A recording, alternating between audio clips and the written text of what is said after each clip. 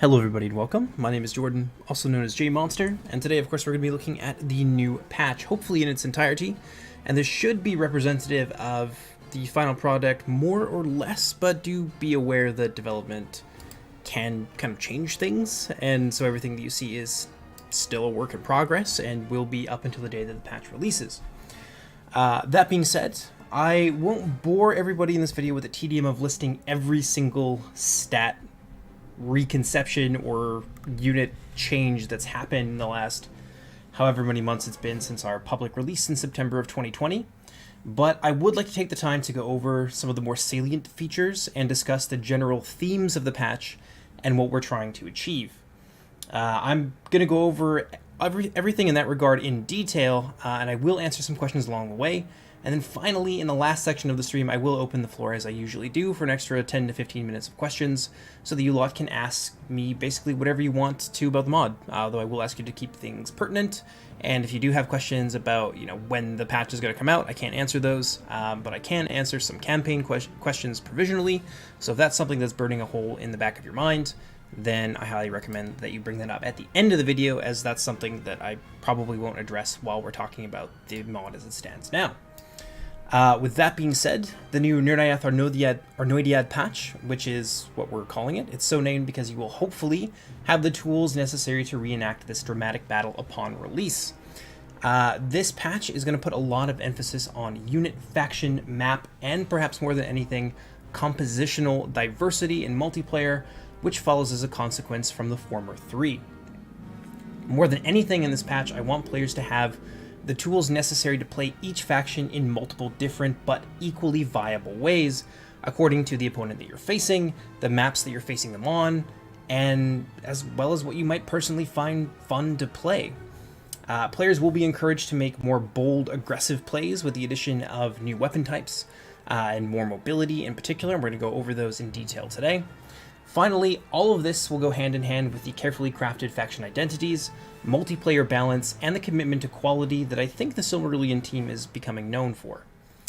So that being said, let's take a look at some of our new features. We're of course going to start with our new factions, who have been previewed a few times on the channel already, but those are of course the Halodin and Gondolin. Now, the Halodin have a CQB focused roster with a lot of mid-range skirmish, medium and light infantry, along with some really strong mobile utility in the form of hybrid cavalry and chariot units. So let's take a look at those right now. We won't go to the battle map for everything because it will take an obscenely long time, and I do want to give people an overview that they can easily digest without having to sift through 3 hours of stream. So aesthetically, they're basically Viking Celts, but a lot of their mobility units, which are really important to them, but not necessarily the end-all be-all, as that still does rest within the realm of their infantry, are their chariots. We only have one in-game currently. There will be a second, which will be more melee-focused. This one is a bit more ranged-focused and good for zoning out cavalry units. The Welsh Rider Wain Riders can be extremely cost-effective as well, charging into the rear of light infantry. One of the things you want to note about them is they don't have a whole lot of mass, so it's really, really, really easy for these units to get locked in infantry blobs and then quickly brought down, so you need to be careful with how you use them. Next we have the Mardrot of Malduin, which are a harassment javelin, so they've got a little bit less damage. We'll talk about harassment javelins in detail in a moment, but suffice it to say they are good at long range for sustained harassment. And then once CQB is joined, they have spears that they whip out, so they're actually pretty good at countering other cavalry units. Welsh Rider Dragoons can be useful for countering cavalry as well, and picking on more lightly armored units, but they also are decent enough melee cavalry, and with a high attack value of a base of 12, you can actually use them to prey upon low melee defense infantry units pretty effectively, and rear and flank charges from them is going to be really, really painful, so definitely something that you want to watch out for. The other things that the Halodin does well is that they have a whole lot of mid-range skirmish power, and you're going to see that in the form of the Huskarlar, capped at 3, you got Darawarda here, you've got some dismounted Mardrot for some foot-bound harassment javelins, you've got the Welsh Riders with their missiles, you got some dismounted Welsh Rider Dragoons, and then you've got some Freyswear and Skaldmare, who are their legendary company, good at dealing with elephants. So a lot of close-range punch here. Oh, almost forgot the Rigswear as well. So as you can see, most of their units do entail some kind of missile, but they are quite low on their ammunition. And so that's going to do for the Halodin. Let's take a look at Gondolin next. And Gondolin can be summed up as a very strong, heavy infantry-focused faction with broad access to many different weapon types. So we just quickly go through the list here. They've got Scouts of the Tree, who are slingers, but they also have maces in CQB, Axemen of the Pillar, high-tier axemen who are particularly good at grinding down chaff. Got some really strong spear units here as well. Shield Bearers of the Tower have some unique animations that we imported from Europa Barbarorum 2, which do increase the unit integrity, shall we say. It decreases the spacing between the units and also makes them fight together more. So in effect, it is kind of a spear wall from the front, or basically from any direction, because you do have multiple ranks of units attacking. So they are quite a unique unit, potentially very powerful. We're still working on balancing them perfectly, but I think we are very, very much close to hitting the mark with the Shield Bearers of the Tower. Next up, we have the Gallants of the White Wing, a sword unit, very, very high on their melee defense, really good at soaking up charges and damage from the front, obviously a little bit more vulnerable to the missile side of things, especially armor-piercing missiles. But they also have a +2 morale bonus to sort of differentiate them from the mid-tier unit, the the Guardsmen of the Harp from the House of the Harp, which gives them, I think, an important role in keeping some more mid-tier focused builds in line and preventing them from routing at the drop of a hat.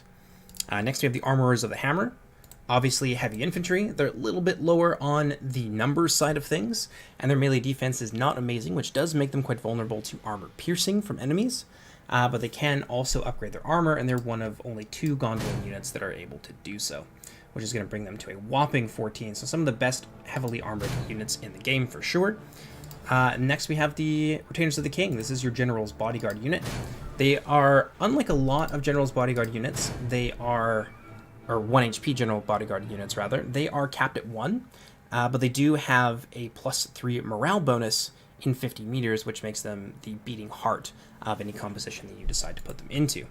Next, we have another potential bodyguard option for Gondolin. We have the Lords of the Golden Tower, making the Golden Tower, I think, the only unit in the entire Gondolin roster that gets 2 different types of units to represent their individual house. Lords of the Golden Flower are relentless, which means that they cannot be stunned or staggered, so they're always attacking you, making them very good at dealing with, say, elephant units who tend to attack in large AoEs, which can be extremely disruptive to massed formations of infantry. Lords of the Golden Flower also hit like trucks, have 3 hit points, one of, I think, 2 units in the game to do so, and they have a bonus against elephants as well, mostly as a nod to their Lord Glorfindel having taken down a Balrog on his own.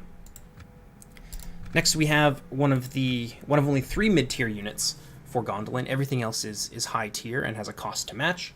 We have the Spearmen of the Swallow. They're a bit of a hybrid unit. They're a skirmisher, and they use skirmisher template stats, but they do enjoy some light infantry bonuses, so they get some extra melee defense there, meaning that they're not terrible at fighting in close quarters. That being said, it is a little bit easier to rout them off than some of the more dedicated CQB units, and they don't have a ton of ammunition as well, so they're not particularly amazing light infantry. They're not super fast the way most light infantry are, and they only have a little bit of ammunition, but they do cover a lot of different roles that Gondolin potentially needs, given the more specialized nature of their roster. Next up, we have the Marksmen of the Heavenly Arch, the only dedicated archer unit in the Gondolin faction. They enjoy some higher ammunition counts and greatly increased range over their standard counterparts, but they are quite expensive, and they are not particularly numerous. In fact, they are less numerous than other high-tier bowmen, just to sort of balance that out a bit. Next, we have the third and final mid-tier unit for Gondolin. It's nothing particularly special, but it does fulfill a fairly important role. Guardsmen of the Harp can form the sort of mid-tier chaff core of your armies, while also being not terribly awful for being more or less a chaff unit in practicality, if not in stats. They have a really decent price tag, as most of the Gondolin mid-tier units do, meaning that you can chevron them and upgrade them quite efficiently, and you can even bring 3 to 4 of them with a chevron as the beating heart of your army, which will give them a reasonably impressive melee attack stat line, which is going to allow them to punch a little bit farther above their pay grade. Next, we have the Champions of the Fountain. Much like the Lords of the Golden Flower, they are also relentless. They have a morale ability and of +2, and they hit like trucks, so they're exactly what you would expect, but they're just a little bit better with that relentless trait that's than other high tier units that are sort of equivalent to them from other factions. Next, we have the Knights of the Golden Flower. This is the only cavalry pick for Gondolin, so that is one of the areas in which they are truly, truly lacking. It is their cavalry, and they are a pure Lancer unit. Because they are from the Golden Flower, they don't take the normal Lancer penalties against elephant-type units. Just another nod there to Glorfindel and his heroic act during the fall of Gondolin, but they are quite weak to wargs and other cavalry units, and so they don't trade well at all with cavalry, but they do decent damage to infantry, and they are reasonably quick to boot. Next, their 3 artillery units are a little bit special, I would say, a little bit more specialized from other artillery units. Each of the artillery functions more or less the same, but that's not where the interesting sort of utility of these things comes in. Each one of these artillery is specialized towards a certain role, as all artillery are. Ballista in particular are really good at taking down monster units, so the crew is drawn from one of the gate guards from the gates of Gondolin. This one, I believe, is the Gate of Stone, so they are some lightly armored two-handed spearmen. So after they use their ammunition, you can then use them as a monster hunter or to zone out cavalry. A little bit of extra utility there for you, since your only real spear unit is the Spearmen of the Swallow. And they're only sort of decent at it. Next up we have the Trebuchet, which is going to add a unit type that Gondolin can't get anywhere else, and that is going to be a Phalanx unit. With the exception of their legendary company, who is not yet completed. The guardsmen for here, I believe, are drawn from the Gate of Silver, and they do have halberds, so particularly nice to use in, say, a siege, which is pretty well the only place you're ever going to want to bring a trebuchet. Although some people have been bringing them in field battles to supplement their main line, so that's kind of interesting. Next up, we have the Catapult, which is the Gate of Bronze, so they have red-bladed axes. They're also a medium infantry unit, I believe, and they do decent enough in close quarters, and catapults are actually quite strong on the build currently. And so that's going to do for our 2 factions here. Next, we have some pretty interesting and I think fairly controversial additions to the mod. But before I do that, let me just take a quick look at chat here and see if there's any questions that I'm missing.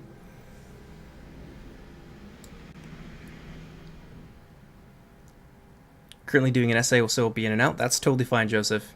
You take your time, bud. I think we're good. Alright, so let's move on now to the flame units.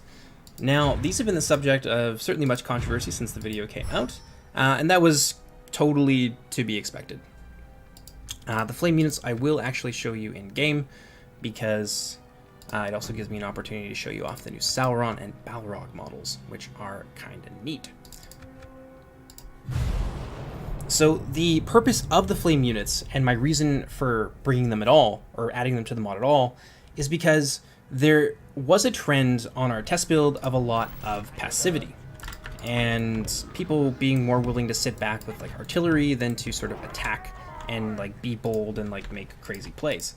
So with that in mind, the units of Pyre Wolves, they've been renamed from the Pyre Hounds, thanks to some community suggestions. The Pyre Wolves and the Angband Flame units, who I neglected to bring, I'll show you them in a second though. The purpose of them is to punish blobbing and to push people forward, basically. So you're not just sitting in a box or sitting in a big old Death Star blob. These units exist basically to punish that. They're also particularly tuned for taking on light infantrymen, so that can be particularly devastating if you're playing against, say, the Philothrum, for example, and they make the mistake of blobbing up their units in a foolish fashion. Then you can punish that with the Pyre Wolves or the Angband Iron Drakes, who I'll show you in a second here as well. The Pyre Wolves have very, very low range. They've got about 60 or so range, so they're extremely vulnerable to missiles as well. They have a little bit of a shield value of about 3. Currently their armor value is sitting at about 4. So pretty easy to blow these units apart from range, but they also have the added bonus of being able to fire while moving, and if you engage them in close quarters, they will continue to fire anyway. So you see some big gouts of flame there. They're going to peel through these wretches, and this is sort of the ideal target, and then you're going to be able to see these guys get attacked in melee, but still continue to fire. And it can be particularly devastating, although if you're trying to play this card against heavy infantrymen, or even medium infantrymen, or anything with a significant shield value from the front, this is not going to be nearly as devastating. This is not something that you can do to every unit. The projectile for them is very low in damage. I believe it's about 4. Yeah, it's about... No, it's actually 2. It's even lower than that. So it's 2 damage. And it does have the body piercing trait, which is nice. But against anything with a shield or whatever, and it's also not armor piercing, you're not really going to get this sort of devastating effect. So the units that I picked here are sort of the ideal units. And yeah, they're also quite small, so you can very easily make them combat ineffective. The other thing I've got here that I want to show you today is a new model for Sauron. This was done by Castellan of Angmar, and it looks absolutely fan-freaking-tastic. Sauron, the Lord of Wolves, now has a model befitting his majesty, and of course we also have some new models here for the Balrogs as well. Now this, I believe, was based on the Bloodthirster from the beginning of the End Times mod, so credit to the guys who did that originally, although I think it might have been purchased by someone who did it professionally. It might have been like a commission. But Sky Lee did the armor, and he also did the textures for the weapons and the meshes for the weapons as well. So it's sort of a hybrid infusion here. And you may have noticed that they currently lack wings. Now, there's a bit of a controversy at the heart of that about whether or not they have wings or not. We've decided to go with the unwinged route. You may not like it, but that's currently kind of what we're doing. Although it may get changed again in the future. Again, we're open to feedback on those sorts of things. Next, I want to show you the Angband Fire Pikes, because they work a little bit differently from the Tolin Gaurhoth version. And I think it's important to be able to highlight the differences in a practical way. So we've shown you the fire units against light infantry. The Angband Fire Pikes are certainly far better than the Pyre Hounds on paper. So if you notice here, they actually have about double the ammunition, double the damage, but their firing arc is different, and of course they can't fire while moving, and being heavy infantrymen, they are very, very slow. Now, while we load this up here, I will talk about some of the additional weaknesses that also apply to the Angband unit. Because of course they're not all the same. The Angband unit has obviously heavy armor, whereas the Pyre Hounds do not. And that's just kind of a function of the flavor of those two individual factions. So Angband focuses more on their heavy infantrymen. You can see them there. And Tolin Gaurhoth is more of a lightly armored faction that's more about its mobility and its light and medium infantry. And because the Pyre Hounds are easier, I think, to use, that's why they take penalties to their range and to their damage and ammunition overall.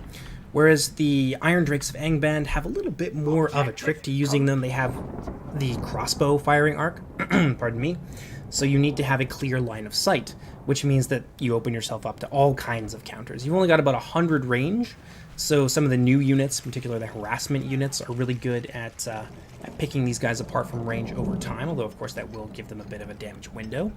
But you can stun lock things. Yeah, see, they're going to take that right on the chin with 14 armor, and it's not really going to do nearly as much to them. Another unit like this would have just been completely wiped out, but instead they took like maybe 10 or so casualties overall with their 14. But yeah, so they're open up to all kinds of counters. Any trash infantry, like even your basic chaff, will tie these guys down for basically ever, and if not outright defeat them, because they are also a spear unit, so they're pretty awful in close combat. And yeah, that's kind of some of their biggest counters. There's tons of missile play that's available to shut them down. Cavalry, infantry, anything that gets a hold of them. They're quite slow as well, with only 1.05 speed.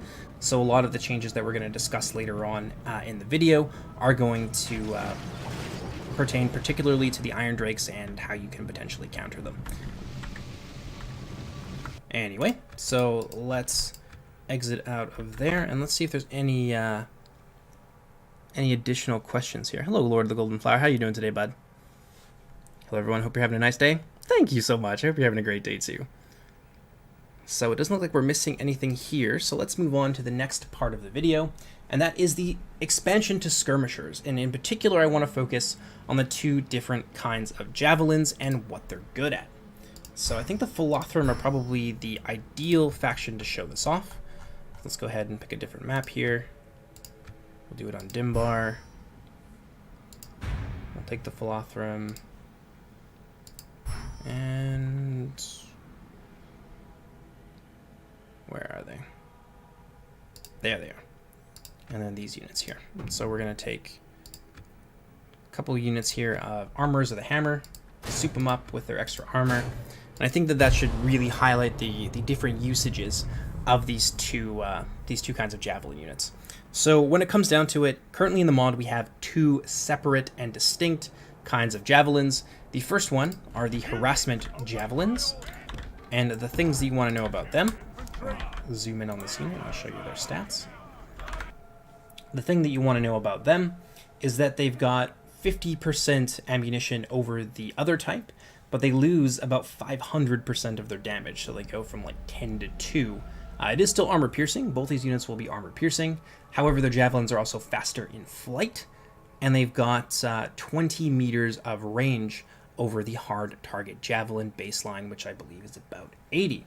So kind of specialized, but they are actually really, really nice, especially since you can field them en masse. And the Philothrum are one of the factions in particular that can do that very well.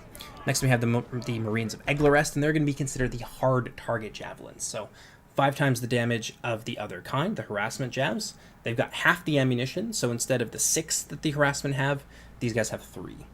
Their projectile is also slower in flight, and they've got a minus 20 meter range. And this is important for a couple of reasons. One, because the elephant units are reasonably mobile and reasonably reactive, and their spacing is really, really nice as well. And units like hard target javelins, we saw it in a previous video, actually, in one of the siege videos that we did, where the Philothrum basically KO'd Sauron in like one volley from the whole unit. And that's very much by design.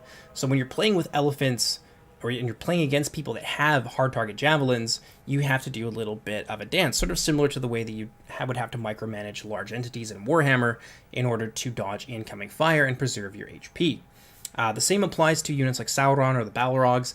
If you're not paying attention and these units get on top of them and manage to pop off a volley or two, you will probably lose that unit in all likelihood, unless there is some sort of interceding unit that manages to soak up a lot of the damage, but nonetheless it is still probably going to hurt quite a lot. They're also really good at preying upon low entity units like bodyguards or like heavy infantry from the front. So if you have a big line of heavy infantry and you see some two-handed elite swordsmen or something, and you want to try and sweep them from the field, well, you can stick your hard target javelins on them, and they will make their day very, very sad.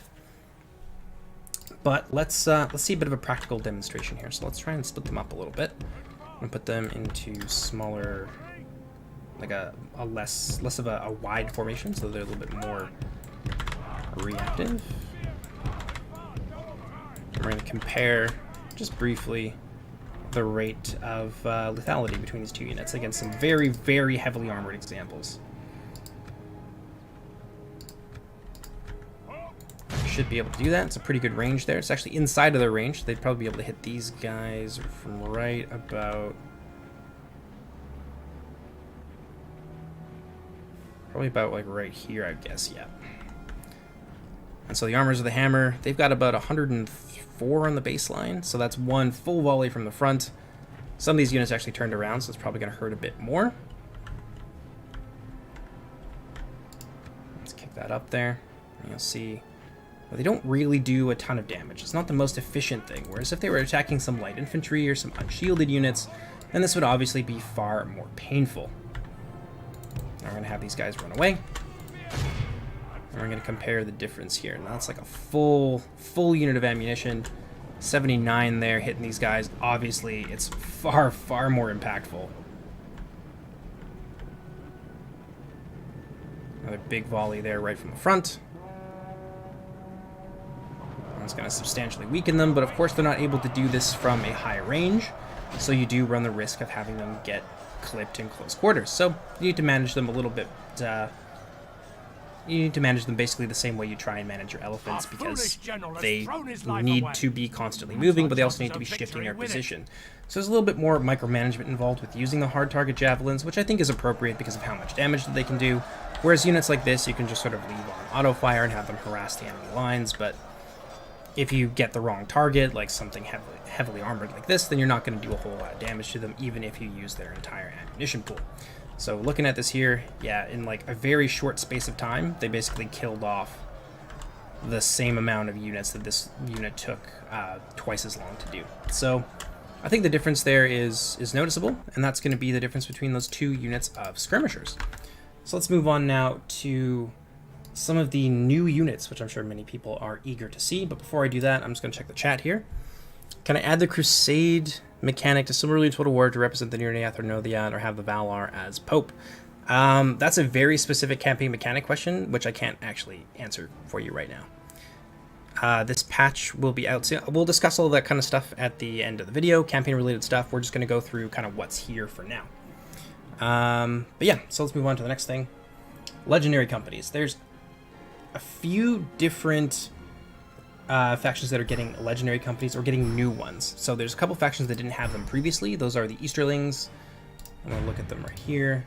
And Finarfin. These are going to have just two brand new wholesale created legendary companies. And then Assyrian is going to have a new one, and we're going to talk about that a little bit more in depth when we go into the minor Assyrian rework that you can expect in the patch. But I don't want them on a desert map, because I want to show off the new units and have them not be gross. So we have the Fangs of the Faithless here for the Easterlings, the Company of Prince Windor for the House of Finarfin, and the Ondo Hyando and Sarn Athrad, or the Stonehewers of Sarn Athrad, for the Assyrian faction. And now I want to take a moment here and just kind of go over our legendary company concept. I'm sure many people out there are familiar with how it works, but I think, how many people do we have in here right now? We've got a decent amount of people in here, so I think that there's probably some newcomers. So I will go over that in brief for the new people, just so they know what's up. So legendary companies work quite similar to the way that regiments of renown are in Total War Warhammer and Total War Warhammer 2. However, there are some pretty, I think, important design differences in that there are a lot of legendary companies, or rather regiments of renown in Warhammer, that I feel are like a replacement for other units, like they're just flat out better. But that is not the case for every legendary company in Silmarillion Total War. Each single legendary company has had time and effort put into its conception, so that it's not a complete no-brainer over whether or not you take them or you take the other unit. So for example, the legendary company that you see before you is a archer unit, which is something that the Easterlings don't generally have, and that's another useful application for legendary companies, in that it helps expand the amount of compositions and utility that a faction can have in a way that kind of preserves their identity over time. So it's very limited application of a sort of a filler to a hole in a roster. But the Fangs of the Faithless, ignore the picture right there, we're still in the process of changing all those out. The Fangs of the Faithless are a heavy infantry unit, which is something that the Ulfane subfaction lacks almost entirely outside of bodyguards. They are a heavy version of the Despoilers of Dor Caranthir, which are a medium Falx unit and a shock unit because of their two-handed weapon.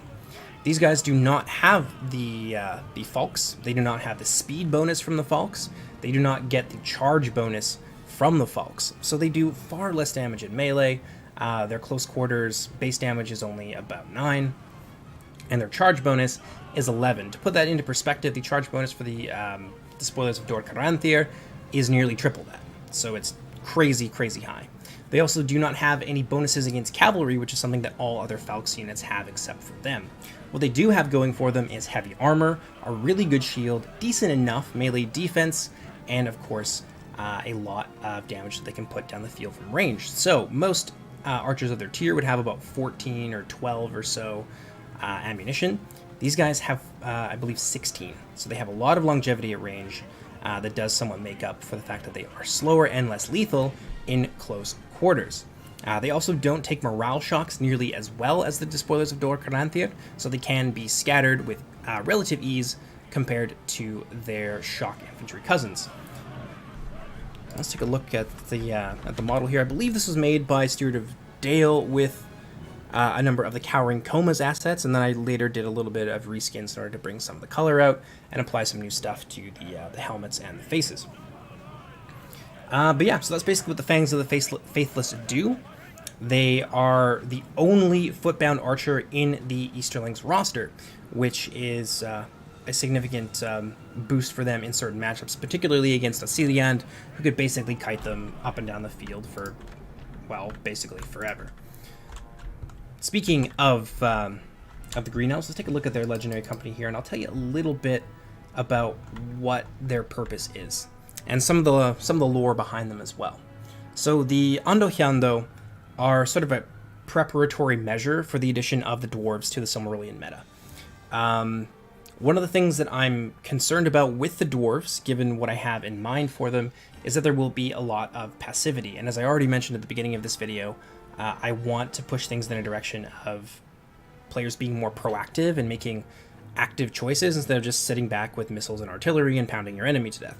I still want that to be an option for you if you feel like you want to play that way, but I don't want it to be the most viable option. So the ARNOEDIAD are kind of an answer to that. Can't seem to open their stat line just yet, but it is quite impressive with their melee combat stats. Their charge bonus is very nice as well, and they've got armor-piercing arrows that they can employ. They've got about 6 damage armor-piercing arrows. They might get a little bit of extra ammunition, but the purpose of this unit is to allow the Green Elves some ability to pressure the dwarves from range, because in close quarters they will almost certainly get dumpsters unless they're able to sort of pick the dwarven line apart from a distance, doing things the way that Halodin does them best.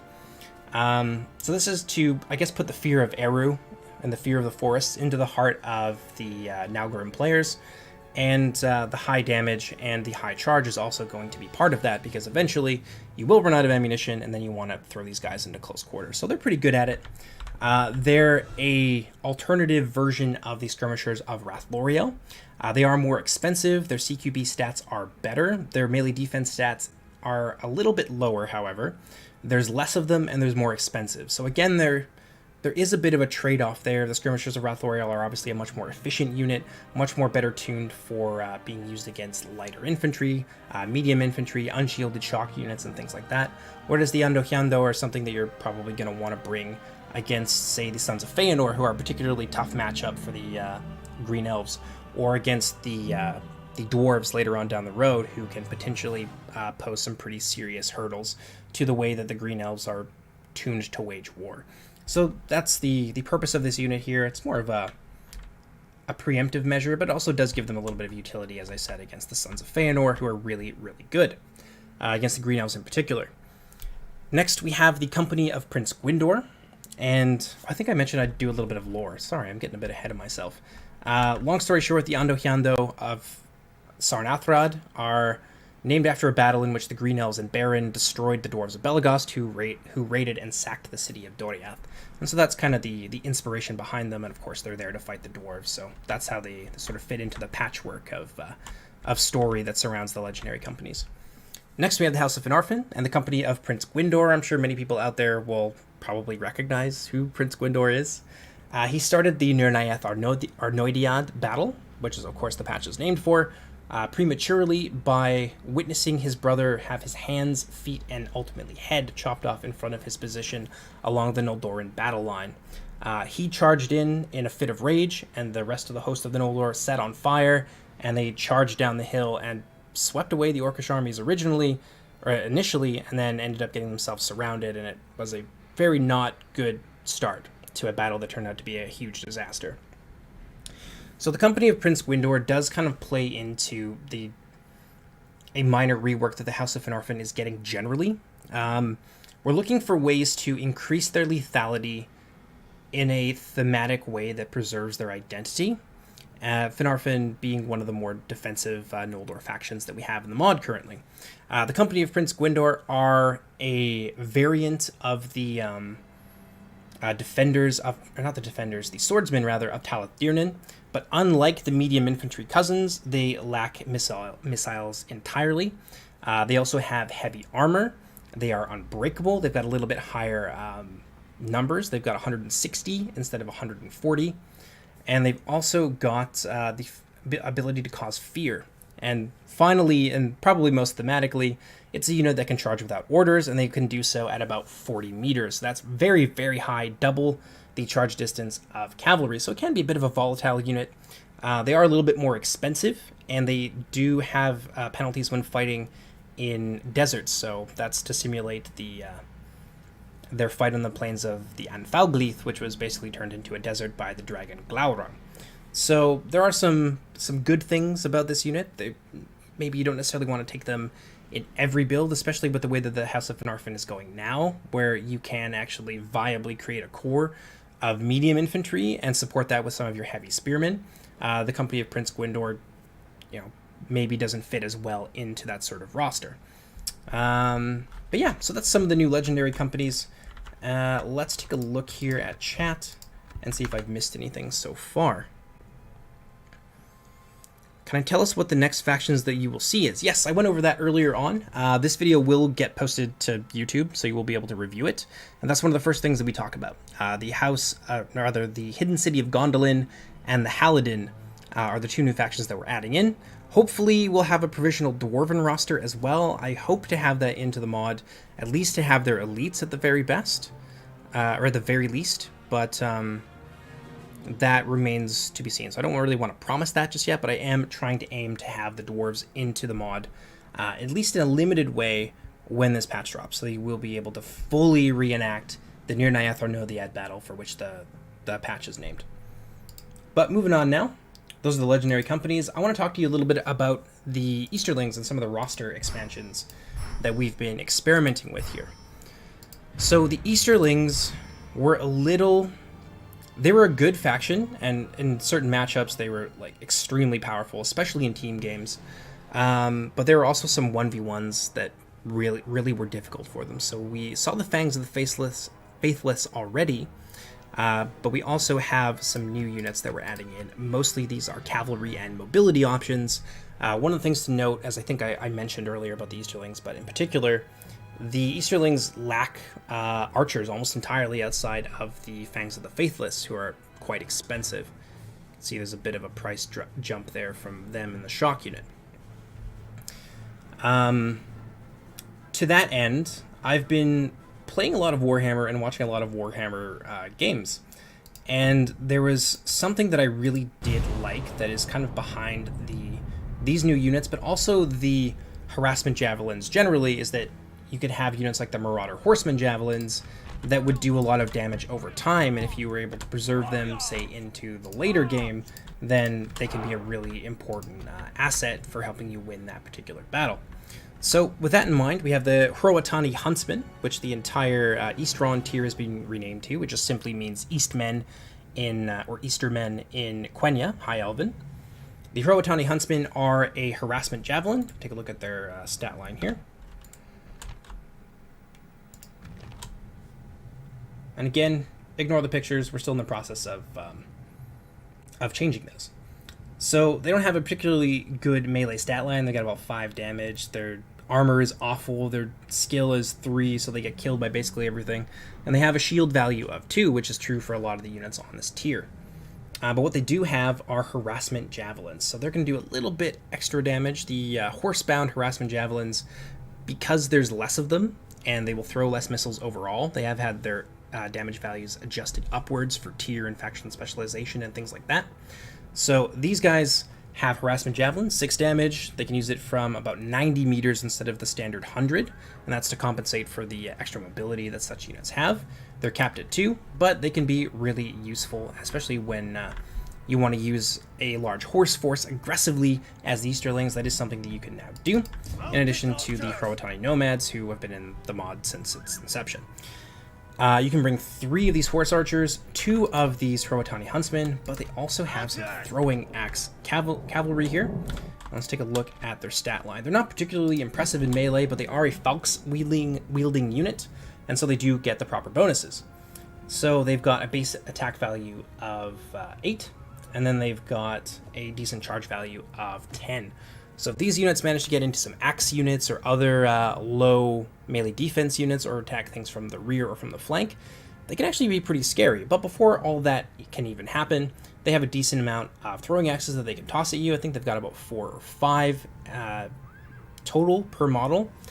And they're a little bit more closer range, but their base melee damage is higher. But like all throwing axes, they lack armor piercing. That being said, the throwing axe projectiles can bounce, and they can also knock units over. So throwing axes generally have that trait where they can be very disruptive, and so that affects factions like the Easterlings and like NIRNAETH and the Halodin in particular, as they think they're the 3 factions that have the most throwing axe units in the mod. In fact, I think they cover basically all of them. So yeah, that's what we got there with some of the Easterlings cavalry units. And we've taken a look at their legendary company as well. So let's see what else we have on the list here. Ah, yes. Then we get to talk about ARNOEDIAD. But before I do that and move on, I want to take a look at chat here, see if I've missed anything. I would like to see the House of Beor and the House of Hador as independent factions. It would be very cool. I probably won't be doing that because they didn't really fight as independent factions. They fought as vassals of the Noldor houses to which they're attached. And they're also currently very integral parts of those factions, so if I were to remove them and create them as their own factions, then the factions that I take them out of would have to be completely reworked, because of how essential the Edain units are to the way that they function. What is my main job if I feel comfortable with this question? Yeah, I'm totally happy to answer that. So my main job as lead developer has been to design all of these factions. I've designed all of their strengths, their weaknesses, in reference to the story. Everything we put into the mod is in some way designed around or justified by the Silmarillion, by the letters, by like the shorter story books like the Children of Húrin, Fall of Gondolin, things like that. I also compile all of our builds. I built quite a lot of the units as well. And, God, what else do I do? Yeah, I balance the multiplayer and all the ideas for harassment javelins or for the way that shock units work or light infantry work. That's all stuff that I do. I do that, with the community. We kind of work on that together. But yeah, I design the factions. I balance the mod. I actively seek out new ideas and things that we can incorporate into them. Yeah, I do a lot of stuff, basically. But let's see, what else do we have here? Oh, and YouTube and promotion and all that kind of thing. Yes, ARNOEDIAD. Let's talk a little bit about the Green Elves and some of the new changes that you can expect to see in the upcoming patch. So, ARNOEDIAD is getting a few different things. Obviously, they have the new legendary company, and I've explained the reasoning behind that. But the Kinsmen of Denethor, as they were previously the legendary company, have now been reworked a little bit. So if we look at them here, they're now a bodyguard tier unit. They've got a passive +2 morale to all nearby units. They are, however, capped at 1. Their attack isn't super amazing, but unlike most spear units, they do not use the piercing damage type, which gives them penalties against anything that isn't piercing. They use instead the slashing damage type, which is the predominant damage type used by all other units in the mod, which means they don't take penalties, which ultimately translates into more killing power in close quarters. And paired with the very fast thrusting animation of spears, they can actually be pretty scary, and something that you want to definitely pay attention to when you're fighting the Green Elves in close quarters. Some of the other more important things, because we have now a new bodyguard unit, I had to shift down the Randir and Tolgalen, who were previously about 1100 and a bodyguard tier unit with the stats to match. They've been brought down to a high tier archer, which has also decreased their price and their stat line as a consequence. However, being the only body piercing bow unit in the game, they were pretty restricted by their price tag, and it wasn't easy to fit them into a lot of viable Green Elf compositions. And so, now with their price tag moving from 1100 to 740, it is actually much more viable to get these units into your compositions with the Green Elves, which opens up more builds and more possibilities, which, as I mentioned, is a really big goal for this campaign. Next, we have a lot of mainline skirmishers, such as the Scouts, which I believe is these lads here, and the Sentries of Gelion, getting some additional ammunition. I believe they've gone from 16 to 18, so it's only +2, but it does really add up, and that is going to allow the Green Elves the ability to kind of impose their will in long range, but also very drawn out skirmishes, which is something that they do kind of struggle with in the current meta. So in the Fall of Feanor patch, it is possible with certain factions to completely outlast the Green Elves and maybe even not hit a single Green Elf while you wait out the storm, but then still beat them in melee. So with that in mind, this has been a change that's kind of targeted at that, so that the Green Elves remain a very scary adversary at range longer into your matches.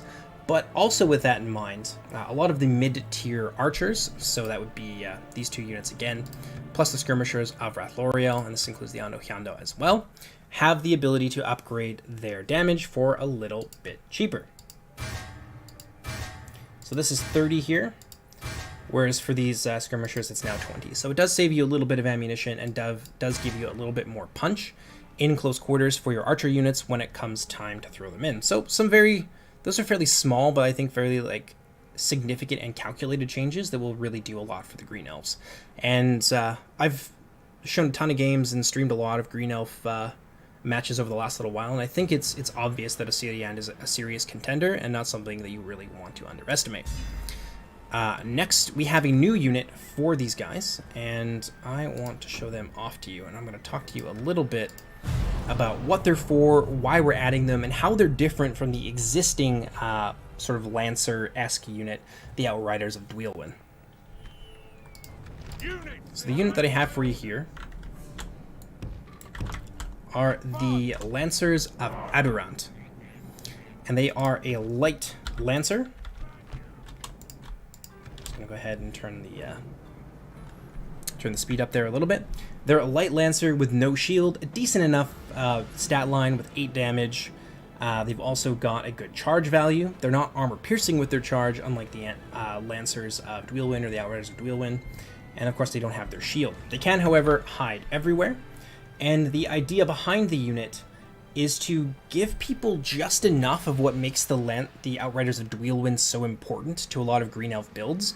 Because currently, you can win or lose matches based on the performance of those two units, and I kind of don't like that as an idea. I want your choices throughout the match with different units and in different engagements to be just as important. And so when it really comes down to whether or not you can get 300, 400 kills with your Outriders of Dwylwyn, there's a bit of a problem here. So this unit has been added to offer a little bit of extra utility and just enough of what makes the Outriders of Dwylwyn scary and dangerous and useful without completely phasing them out and making them obsolete. So they don't have armor piercing, they aren't a spear unit, so they don't hunt monsters nearly as well. And they also don't have shields, but they do have some extra numbers. They are a bit faster, they can charge from a greater distance, and they are much cheaper than the Outriders of Dwylwyn as well. Currently they're capped at 2, and the red price is a little bit cheaper than what it would normally be, so if you want to dip into the red, it's a little bit more financially viable for you to do so than it otherwise would be, and that's just so when you get to the cap, it's not an automatic, taking an Outrider of Dwylwyn because it's basically the same cost or cheaper. This kind of keeps it a little bit more competitive when it comes to bringing 2 of these units or bringing 3 of them. They've also got good melee defense. They've got about 8 damage with their sabers in close quarter, and since they're not a spear cav unit, they don't have the piercing damage type, which I spoke about earlier. So you can use them for running down light archers, light infantry, attacking low melee defense units from the front with their fairly massive charge value of 20. It's gonna hurt unless that unit is heavy infantry and has good shields. So it also adds a little bit of an extra soft counter, I guess, to light infantry, who I think are really going to be prominent in the next patch. So it serves a whole bunch of purposes. Some of them for Iysteling, some of them are sort of targeted at the greater meta and the way that light infantry will become important. So yeah, that's what the Lancers of the Adurant do. It's not 100% that this unit will make it to the patch, but we are currently testing it, and so far they seem okay. Let's move on now before we move to our next section here, which is going to be talking about Finarfin in a little bit more detail. Let me just go over chat here and see if I've missed anything. House of the Mole from Gondolin, will they be represented as a new unit in the future? Yes, absolutely. The plan is to have them be a mercenary in the campaign for Angband, since they are technically traitors and the only battle they fought in as a whole, like as a unified house, was the fall of Gondolin, where they tried to kill Tawar and basically sell their city out to Morgoth. Do the unit cards for the High Elves and DAC come from Silmarillion? I don't think so, unless Steward of Dale has started doing unit cards for them as well. But no, all of our unit cards are made for the individual units, and I'm pretty sure it's the same in DAC, so no, I can't say that that's the case. But let's talk a little bit about the House of Finarfin now. So, contrary to many YouTube comments I've read to the contrary, the House of Finarfin was one of our underperforming factions that was kind of getting left behind a little bit with a lot of the changes that were happening to everything else around them. So to that end, we've done a few different things. Probably the most significant is the change that's come to the Wardens of Nargothrond. So I've talked a little bit at this point about the piercing versus slashing damage type. That's pretty prominent in this minor overhaul, I guess, for the Finarfin roster, because they rely so heavily on their spear units. So the Wardens of Nargothrond have had their damage type switched from piercing to slashing, which obviously increases their lethality in a pretty substantial way, especially given that they are an AP spear. Also, the crews for all of their artillery have been swapped from the Defenders of Talath Dirnan, who have now changed and been reconceptualized, and we'll talk about that, to the Wardens of Nargothrond. So it is possible just to field like an extra 100 or so of them if you're willing to invest a lot of money into your artillery. And that does sort of play into the more defensive nature of Finarfin. But it is possible now with these changes to the Wardens to take to the offensive and to not rely so much on the Bridge Wards of Nargothrond, who were previously like a no-brainer pick. If you weren't bringing them, you weren't playing Finarfin right, and that's not something that I like. So hopefully this takes the emphasis off of the pikes a little bit more and switches it on to the rest of the roster. In addition, and pursuant to that policy, we've also added the Company of Prince Gwyndor. We've got a pretty good stat line there, and you've seen them in game. You can also upgrade their attack a little bit more cheaply than you can the rest of the roster. But the Defenders of Talath Dirnan have also changed as well. So previously, the House of Finarfin didn't really have a Javelin unit at all outside of the armor piercing on the detachments of the Swordsmen of Talath Dirnan. But now they do have that. They have a hard target Javelin in the form of the Defenders of Talath Dirnan. You can, however, only bring 2 instead of like 3 or 4 that I think you could bring previously. And they are a little bit more expensive. Actually, quite a lot more expensive to compensate for their killing power. So now, Finarfin has a hard target Javelin. It'll be nice for them for dealing with things like elephants, for example, which previously they had to rely almost exclusively on Bridge Wards or the Arqueni to handle. Now they have an extra option here, which can maybe allow the Bridge Wards to be brought less often. Some of the other changes as well. Swordsmen of Talath Dirnan, now capped at 3. They are a harassment Javelin, so you can field them out front in like groups of 3. And that will also be playing into the fact that the Swordsmen of Talath Dirnan have been made a significant amount cheaper as well. So now you can bring a good amount of Swordsmen of Talath Dirnan. You can also upgrade, I think, their attack a little bit more cheaply, and their cap has gone up from 4 to 5. So you can actually bring them en masse. And their price tag is still a little bit hefty, but it is definitely viable with 14.5k, which is our base budget, to chevron them and bring them as kind of like a nice little core. And then they do kind of become chaff grinders a little bit. It says they have 10 attack, but with the attack upgrade they actually go up to 11, and that's pretty damn nice. In addition, Stalkers of Tawd and Falroth have gotten a good deal cheaper. They're now, I think, one of the cheapest elven units in the game, and you can also field them in quite high numbers as well. So you can bring a sword or like mid-tier focused Finarfin roster and try and overwhelm people with numbers and javelins and all that kind of nice stuff. And you've also, of course, got the Wardens of Nargothrond to fall back on, and the Defenders of Talath Dirnan for some extra killing power. So we didn't add a ton of shock units and like crazy high damage units to the House of Finarfin, because that wouldn't really have been fitting for them. But they do have their good missile units now, and they've got a little bit of Finarfin flavored killing power in the form of the Wardens of Nargothrond. So I think it does kind of work out nicely. And so far, we made this change I think about a month and a half ago, and it was immediately apparent that the House of Finarfin was a much stronger contender, but also still very much beatable, because a lot of the things that were added in are like mid-tier units, right? So the defenders, the swordsmen, etc. And the things that you want to bring, Wardens of Nargothrond, they've also gotten a little bit more expensive. And if you want to bring extras, you have to buy artillery as well, which is pretty expensive. So it does feel quite balanced with them. And they do still feel a little bit more like the defensive faction that they were always intended to be. But let's move on to our next section here, and that is going to be the classifications of the various kinds of units and why it's going to be more important moving into the NIRNAETH ARNOEDIAD patch. But let's see if we're missing anything here. Are all the Gondolin houses going to be represented by units? Yes, currently they all are, with the exception of the House of the Mole, which will come later as a mercenary pick for Angband after they conquer the city of Gondolin. Are the Lancers replacing the Outriders with Dweilwyn? No. So the Lancers are still an armor-piercing unit, really fast, really good at hunting down monsters in particular, and they're also really good at fighting other mounted units. But they're hopefully a little bit less essential because I play a lot of Assyrian, and I can tell you for sure that right now it's a super important unit to have. Especially if you're planning on playing the sort of skirmish game and the like micro-heavy game that I've been enjoying with Assyrian, the Lancers, the Outriders rather, of Dweilwyn were absolutely essential. So hopefully this pick adds a little bit more options there when it comes to the mobility that also sort of play into the like lightly armored and like mobile nature of Assyrian. So no, they're not going to replace them. I think they will both have like niches. The Lancers or the Outriders are more expensive, they hit harder, they're a higher tier unit, they're good against monsters, whereas the new unit is kind of the opposite of that in almost every way. They're not particularly like amazing against like monsters. In fact, they die like dogs. They're not good against most cavalry units, except with the exception of wargs, which is something that the Outriders of Dweilwyn don't trade cost efficiently with. So if you're facing Tolin Gauderhoth, it might be better to maybe bring one Outrider and then go down the route where you bring more of the Lancers of Adurant, or, you know, you have lots of choices there. So let's move on to light infantry and why it's important.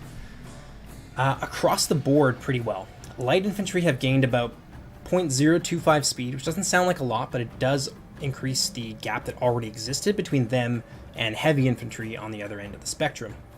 Most light infantry have also had their shield values kept at 5, although there do exist some thematic exceptions which not only enhance flavor among factions and individual units, but also serve as a practical purpose in allowing me to skirt around nerfing units that were already well balanced and frankly didn't deserve it in the first place. So one such exception to this rule is the Assyrian Spearhost of Rathloriel. They still maintain their 7 shield value because they're a good unit. They're well balanced and they don't like get runaway kills or anything like that. Like they're good where they are, so that's been sort of they've been sort of skipped in that. Yeah, so all affected units will of course have had their prices adjusted accordingly, and the result of that is an almost universal reduction in the cost of your light infantry units, especially your hybrids, who I've paid particular attention to, because one of the flaws I've noticed in our pricing system is that it tends to make hybrid units more expensive than frankly they need to be. So a lot of units like the Feanor Stalkers of Thargelion, the Assyrian Skirmishers of Rathloriel, they're all going to be made a little bit less expensive and a little bit easier to fit into more of your builds. So that's always a good thing. We've also had some changes to a lot of heavy infantry units as well, in that we've opened up armor upgrades to a broader variety of units. So I'll give you a few examples here, but this is by no means all of them, but this is just a few of them. So the Axguard of Region, really strong unit, don't have great armor, don't have great shield, but they do upgrade their attack for peanuts, and that kind of left the other units like the Sword Host and the Shield Bearers feeling a little bit neglected, but they're more defensively oriented units anyway. So these two units can now upgrade their armor, whereas the axe units can't, and they're a little bit more focused on attack. They upgrade their attack cheaper, they move faster, whereas these units are slower, but they also have better defensive capabilities, and armor is a really good stat. Other such affected units include the Gijekskada's Chosen and the Wolf Guard as well, although they upgrade their units at a greater cost. Normally it's about 60 is the baseline, which can be modified depending on the faction, but for Tolin Gauderhoth it's going to be 80 for each of those units. So it's less efficient to upgrade them, but if you need to, you certainly can.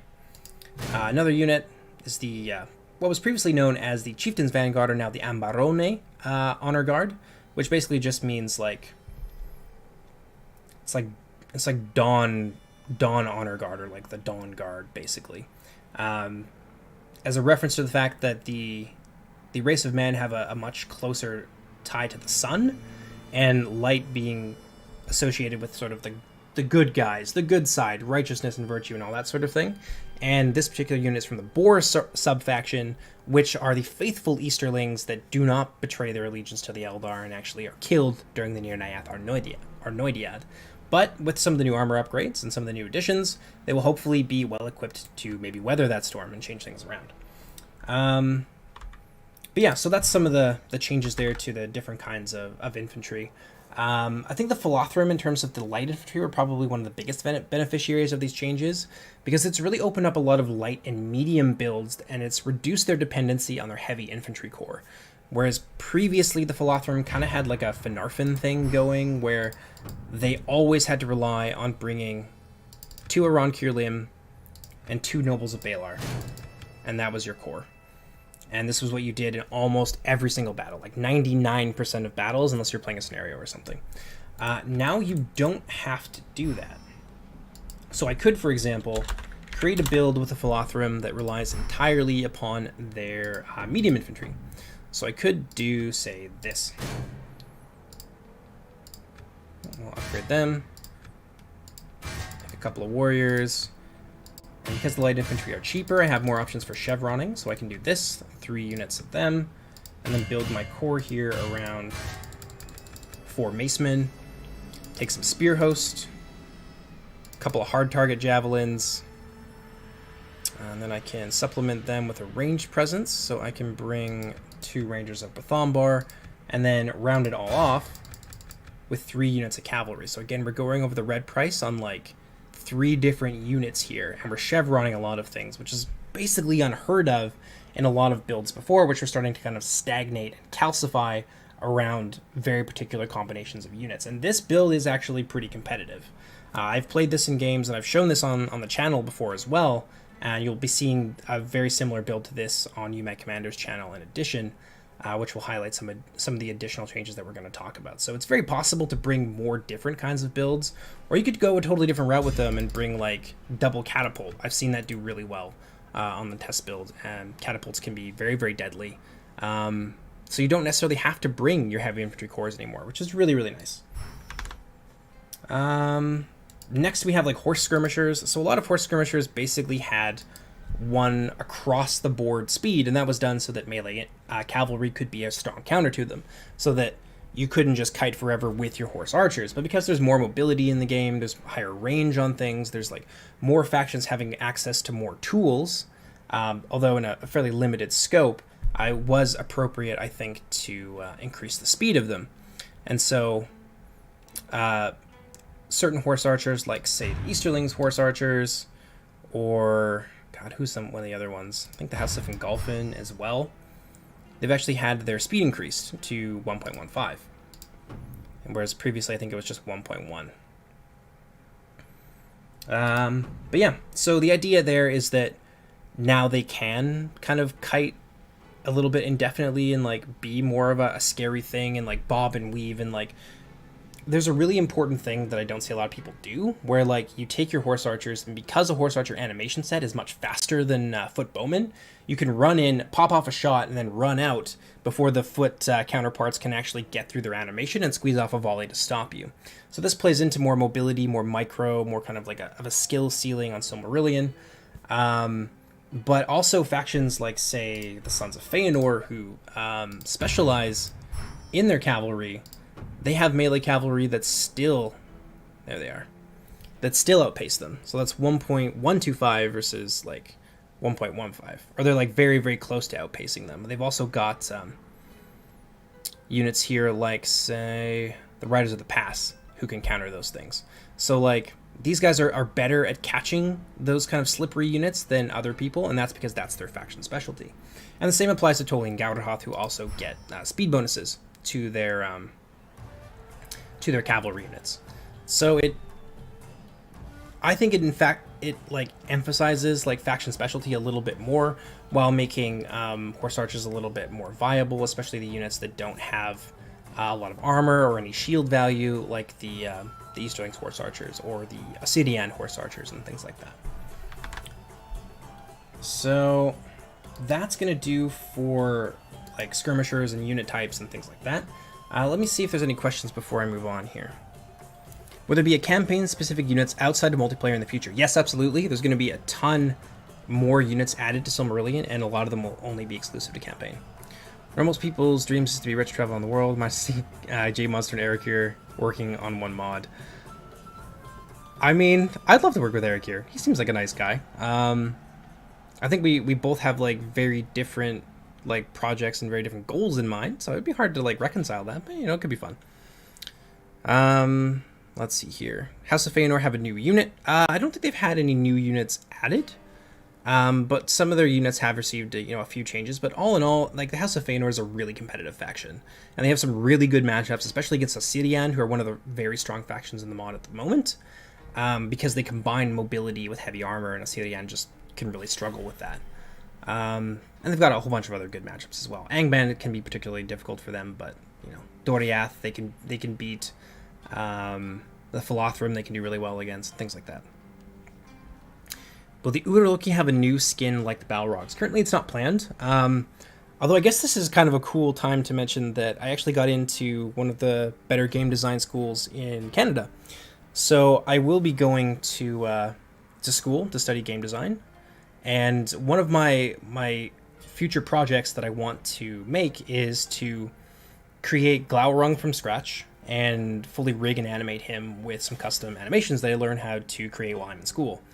And then, the Urloki could, very well follow from that. We get to have some new models, new animations, and things like that I'm learning to hopefully do at a professional level. So that'd be really cool. So yeah, that's something that may happen in the future, but currently there's no plans to make any sort of cosmetic changes or whatever to the Urloki. What else do we have here? Do I have a modding project other than the Silmarillion? Not really, although I do occasionally make videos for the Rise of Mordor team. Currently, I'm working on... I think I can say this because they mentioned it in the comments of the other video, but currently I'm working on a Mordor campaign overview for them, and I did a Gondor one for them probably about a week or so ago. So if you guys are interested in seeing more things that I've helped with, then yeah, go check out some of the Rise of Mordor campaign overview videos. Will there only be one dwarf faction or more? It's only going to be one dwarf faction. I will include units from both Nogrod and Belagost. Could I do a multiplayer thing for DAC? I don't have the time. I really don't. Just as an aside, I will be starting game design school, but I'm also in university right now working on an education degree, and I train for marathons, I do a whole bunch of stuff. I don't have time to take on another project. I'd love to do it for DAC, or if someone out there wants to use our stat book and balance things for DAC and do that on their own, then that's totally fine. I'll make that available to you. But I'm not working on another project myself. No, I just don't have the time or the energy. But let's see now. We have a few new maps as well, and there's a few things that I want to talk to you about the maps. So one of them, I have to kind of fix the naming on this because there are some redundancies in here, but this will be nicer when you guys see it eventually. But there are maps like the Brithiach map, which has been tooled exclusively for multiplayer. In total, there's going to be about 5 or 6 brand new maps with a whole bunch of our existing maps having some sort of changes made to them in order to be congruent with our new philosophy when it comes to building maps. So the big thing to know about the new maps is that a lot of them are being built around utilizing terrain-defined speed penalties. So mud, scrub, forest, etc. We already lean into that a little bit, but mud in particular is something that we're going to be looking at adding to strategic areas on a map, carefully chosen areas, because it does kind of mix up, and I've talked about this in previous videos, it does mix up the dynamic, right? And so mobility and skirmish-based factions do kind of have a really difficult time with just being chased across the map, whereas small areas where they can make use of the slower enemy movement speed to pop off 1 or 2 extra shots, it does make battles a little bit more interesting in terms of both how you choose to deploy, but also how you're using your units and how you're capitalizing on enemy mistakes and movement. And I think it'll ultimately make a really fun and competitive multiplayer scene, which we're going to want because of some of the other things that I'm going to tell you about. But we'll get there, don't you worry. So the next thing is new map assets. For those of you who haven't been to our ModDB page, currently we have posted a Halloween map asset pack. This is going to be included in the NIRNAETH ARNOEDIAD patch, and it's going to include 70 or more new battle editor buildings and props that we're importing from the Battle for Middle-earth 2 base game. So you're going to see a ton of new additions to the battle editor. We may also add some new Dwarven additions given to us by WK. And that will be more contingent upon whether or not the dwarves get added in this particular patch. But you'll see some additional stuff beyond the Halloween patch.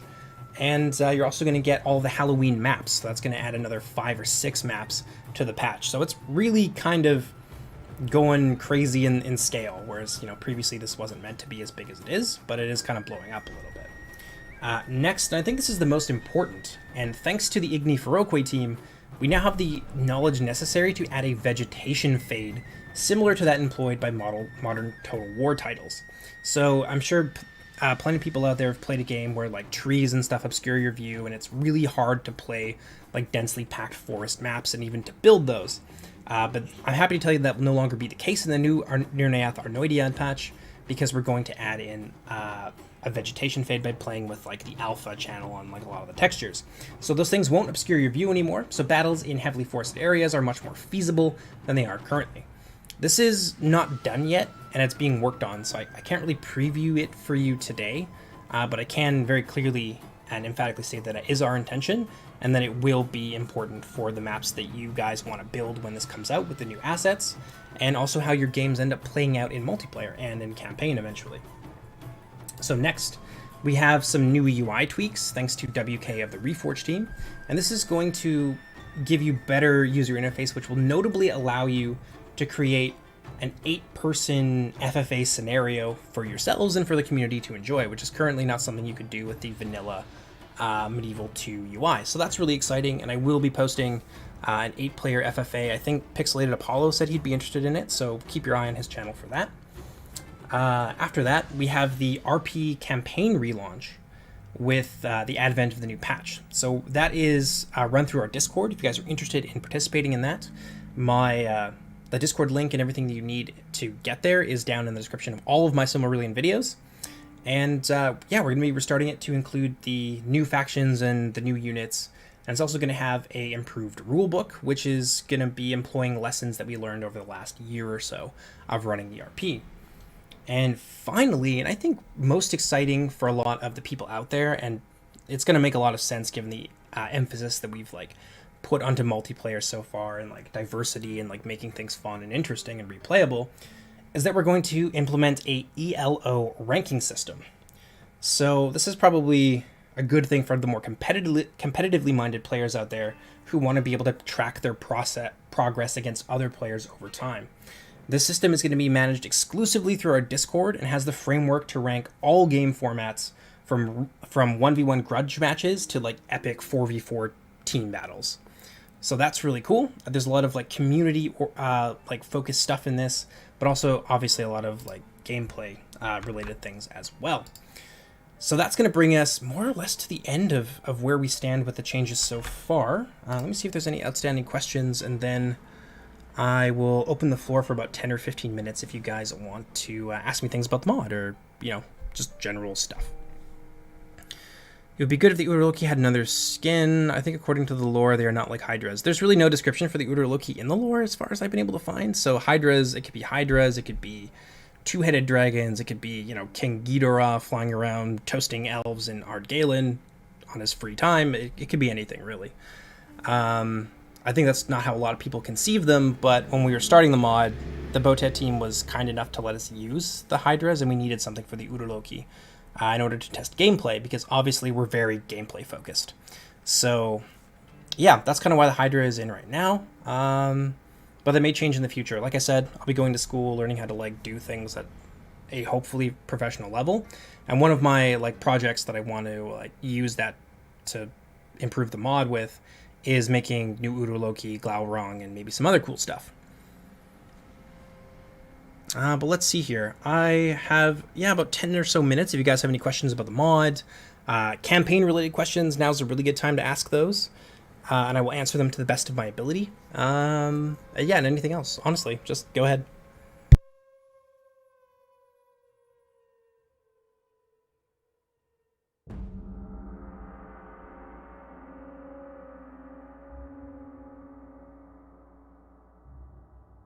We need to play right now. That's not a question. That's more of an order. ELO for gen sniping. I mean, if you win a game with gen sniping, it will definitely increase your ELO. Will Gothmog appear? Yes. So currently the plan for Gothmog, this kind of ties into the new model and skin for the Balrogs. There's basically a pool of resources that each Balrog will be randomly generated with. And some of the time you're going to get Gothmog. So you're going to get that like heavy helmeted Balrog, and you're also going to get that massive axe that he's kind of known for wielding. So he will occasionally appear whenever you bring Balrogs. And that's sort of the imperfect way of doing it so far. I know some people want Gothmog as an individual unit, but I ask you what the difference between Gothmog and the rest of the Balrogs would functionally be if we were to add him as an individual unit. It would just be a copy, basically, of the other Balrogs, because there's only so many things you can do with the Medieval 2 engine. So I think that's probably the best compromise to get Gothmog into the game, but also not add redundant things to the roster that I'm obviously very opposed to doing.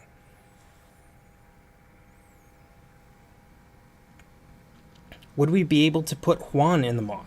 Yes, potentially. That might be one of the things that I want to work on, or like work on sort of a general quadrupedal like skeleton and like animation set that I could use for, like, I could scale up and use for Glaurung equally as easily as I could use for Juan. So it's entirely possible, but it might be a little while before something like that is done, unless somebody comes forward with the skills who can do it right now. That might take a little while to do.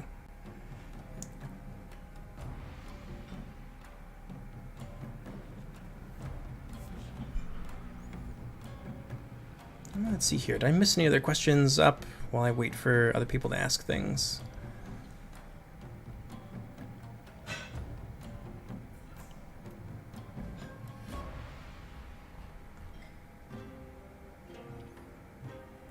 Yeah, I don't think I'm missing too much. So if you guys have any other questions about campaign, how it's going to work, yeah, go ahead, ask. We have a fair amount of like general ideas about where we want the campaign to go, how I want it to play, how we want it to be paced, and the experience that we ultimately want to offer people. So I have plenty of knowledge there, which isn't something I can say with a lot of the other streams I've done. So yeah, go ahead, ask away.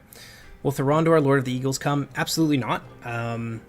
Flying units in Medieval 2 are janky and just not well implemented. And for those of you that don't kind of like know how they work, they are basically just cavalry, right? They're just offset so that they kind of look like they're flying. So if you were to take an eagle, for example, and to fly over stakes on the ground, if that eagle was set as a cavalry unit for the game mechanics, it would get instantly impaled even though it's like hundreds of feet above the air. Or if you had an elephant and you did that with it, then you'd be able to fly with your eagles and just like squash stakes and stuff on the ground. There's a lot of cheese and a lot of jank that goes into them, and so I just don't want anything to do with flying units, which I know will be disappointing for some, but I think it's what needs to happen. Will there be custom settlements in the campaign? Yes, we are very much interested in creating custom settlements, but so far we haven't made any, but we have plenty of ideas for what we'd want to do. There's lots of resources to draw upon. WK also has some like new settlements for things like the dwarves and that he's made, which I'm sure he wouldn't be at all adverse to sharing with us. So yeah, there's lots of options for custom settlements, but I don't know if they're going to be in the upcoming patch, but that would probably be something that we have for sure in campaign, yeah. Slow or fast campaign speed? That's a good question. I mean, ultimately, I guess I want it to be contingent upon how you decide to play, but we do have some kind of stops for like preventing people from snowballing, particularly for the Elven side of things. This comes in the form of, we're going to assign Silmarils to certain key Angband settlements, so that as you take them, and therefore by extension as Angband becomes weaker by losing important territory, The Sons of Feanor will then become more aggressive with you diplomatically, so that as you begin to destroy Angband, and ultimately up to the moment that you take that third Silmaril, that's when the Sons of Feanor, if they don't do it earlier, will automatically declare war on you. If you have all 3 Silmarils, you will make an enemy of the Sons of Feanor. And for the Sons of Feanor themselves, we'll have to find something else to do that, but for the majority of Elven factions, that's kind of how it will be. So that when you move into that sort of late or like mid to late game, you don't get bored because you've crushed all your enemies and everyone else is your ally. And I think it's particularly important for the elves to have that because of how easy it would be sharing culture with people around you to create this big block of like alliances and then wipe out Angband. Whereas the Sons of Feanor will, you know, they'll get some extra armies, they'll get a whole bunch of extra income, they'll start declaring war on like crusades against a whole bunch of people. So you'll be fighting Angband, and then Sons of Feanor comes in, and then hopefully that kind of keeps you interested and keeps you busy throughout the entirety of your campaign. Will there be factions that appear like the Mongols in Medieval 2? Yes, so that brings me to the evil side of things. So obviously, if you're playing as Angband, you're not going to go to war with yourself, and therefore this whole Silmaril thing is important to you. What we want to do is create a script that basically simulates the War of Wrath. So when you push the Elven factions to a certain point, it could be contingent upon how many pieces of territory that you own, or which pieces of territory that you own, then you will have Valinor show up. So Valinor will be present in the mod. You won't be able to play in them as campaign, but they will be sort of the big bad for Angband, and they'll also be available in multiplayer with hopefully the same amount of polish, care, and attention that all of our other multiplayer factions have. And they should hopefully fit nicely into the meta. I can talk about them as well if you guys would like to. I know a little bit about how I want them to go. But for Angband, you'll have the War of Wrath to deal with, of course.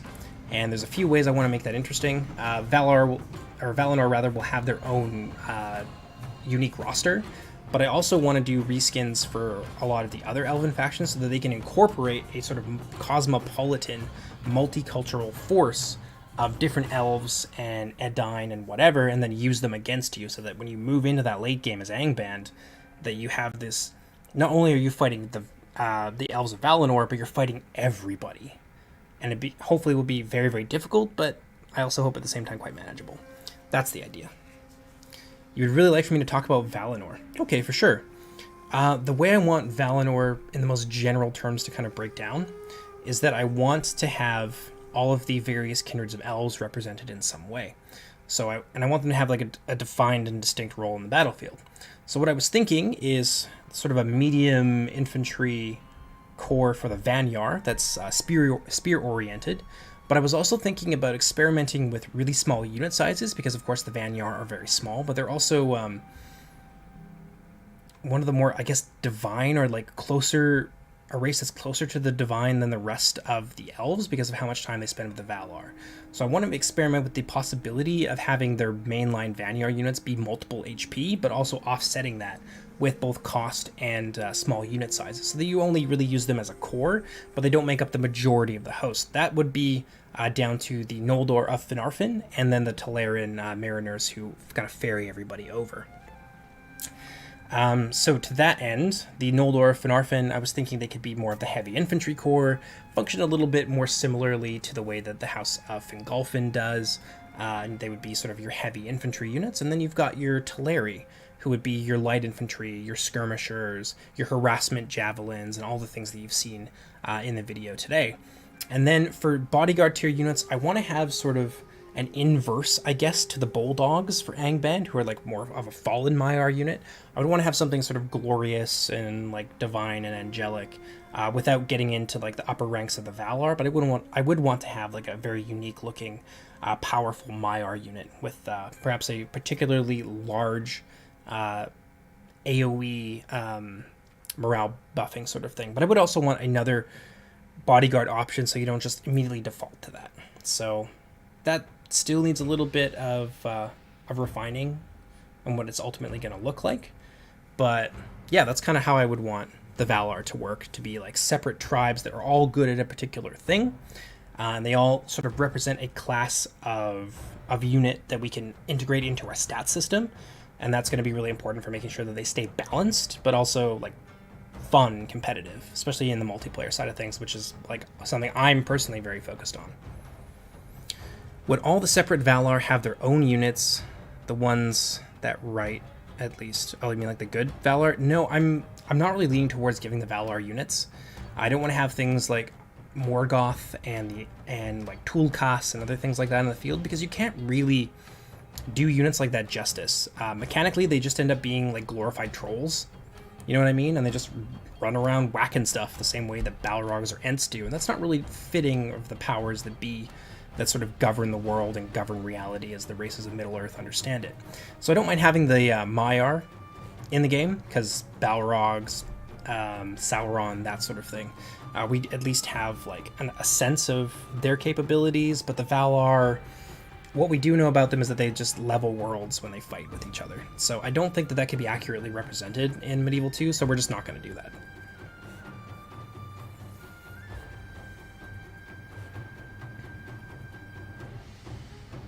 The Valar should have an armor-piercing sword and shield 2 HP bodyguard unit.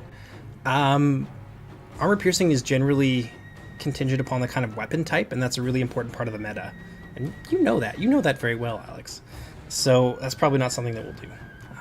What the Maiar bodyguard ends up really looking like is kind of up for debate at this point. I am open to suggestions, but like they do need to conform to the set of rules, because a lot of effort has been put forth to make sure that things are systematic and that you can like, because that's how you learn, right? If there's just a million exceptions, then you're like, well, you're just learning the individual units. But when you have like a good grasp of the system, I think that's easier to like learn how to get yourself into the meta, and it's like more fun to commentate on because there's not a million exceptions everywhere. So I am open to suggestions on like what a Maiar unit for Valinor could look like, but it does also need to be sort of couched both in the lore and also in what the engine can handle, but most importantly in our stat system. Did we make the map for the campaign? I think a map was given to us. I don't think it was created from scratch. I'm not super involved on the campaign side of things, but I think they're using an existing one, because why wouldn't they, right? If it exists, then why put yourself through the travails of creating one from scratch? But I'm not 100% sure on that.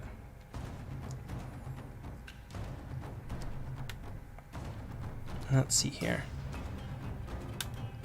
I'm in like a company that represents them. Oh yeah, okay, I see what you mean.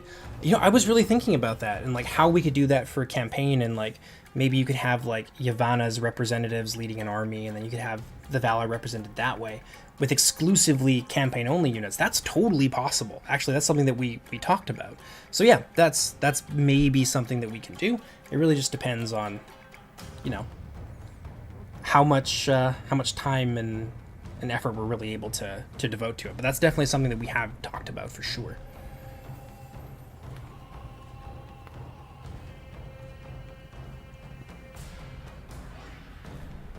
Will Tuor come as a captain for the House of the Wing? Yes. So obviously a lot of our bodyguards are like bannermen and like general models, with the exception of, you know, a couple things like Turgon and Fingolfin and Thingol. Those are all from the base kind of Third Age. So yeah, we do want to do like an overhaul, not only for the officer units themselves, but also for all of the banners. Not just the banners that the individual like bannermen hold, but also the banners that you're going to see float above all your units. I want that to be like conditioned to each faction and to clearly communicate what weapon type it is, because like I said, that's also really important for determining, you know, the threat level of a unit, etc., etc.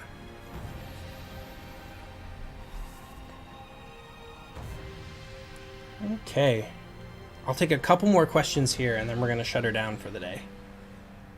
So if you guys have any other burning questions, pop them in to chat real quick, because otherwise we're going to have to shut things down, and you'll have to hold on to them until next time.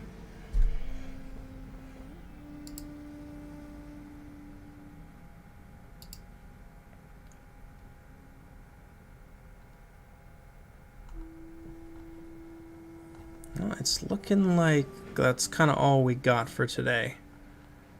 Maybe I'll give it another 30 seconds, given the possibility that maybe someone's typing something.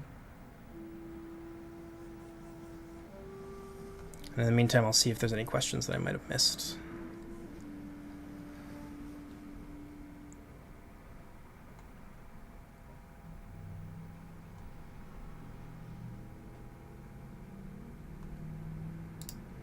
Nope, it doesn't look like it.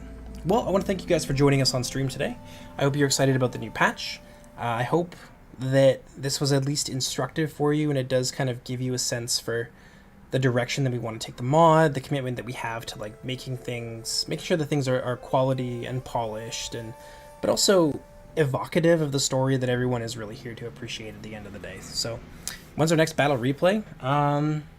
Might be for a few days. I've been taking like days off basically in between because I have a ton of schoolwork and other stuff I want to do, but also development can burn you out really quickly if you let it. But hopefully the next one will be out within the next couple of days. I also have a SFO episode that I want to record pretty soon.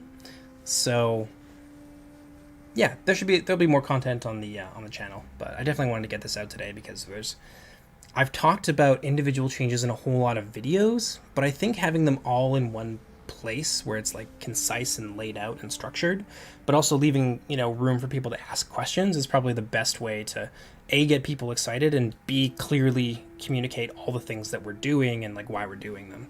Instead of like pointing people to 50 videos, I can just say, hey, here's one repository, go check it out. But yeah, I hope you guys enjoyed this stream so far. Hope